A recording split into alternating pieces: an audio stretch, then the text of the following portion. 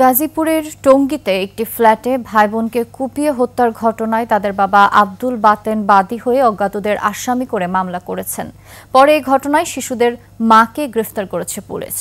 গাজীপুর মহানগর পুলিশের উপকমিশনার জানান, শুক্রবার বিকেল 4:45টার দিকে টঙ্গী পূর্ব থানার পূর্ব আরিচপুরের রূপবান টেক এলাকার একটি 8তলা ভবনের 3য় তলা থেকে শিশু আব্দুল্লাহ ও তার বোন মালিহার রক্তাক্ত মরদেহ উদ্ধার করেছে পুলিশ।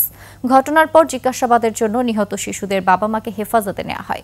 এছাড়া গতরাতেই বাবা আব্দুল বাতেন মিয়া বাদী হয়ে অজ্ঞাতদের নামে থানায় মামলা করেন। প্রাথমিক তদন্তে মা আলিয়া বেগমের সম্পৃক্ততা পাওয়া গেছে, এজন্য তাকে গ্রেফতার করা হয়েছে। এখন যে কোনো ব্র্যান্ডের পুরাতন এসি বদলে নতুন ওয়ালটন এসিতে উপভোগ করুন 25% ছাড়।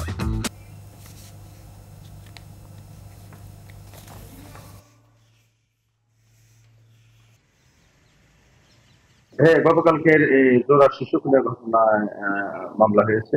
আমরা একটা মামলা নিয়েছি। এই মামলায় ওই বাচ্চা দুটোর মাকে আমরা জিজ্ঞাসাবাদে ভিডিও ফুটেজ পর্যালোচনা, পারিপার্শ্বিক সাক্ষ্য এবং অবস্থা পর্যালোচনায় আমরা তার মাকে আমরা প্রাথমিকভাবে হত্যাকারী হিসাবে শনাক্ত করেছি।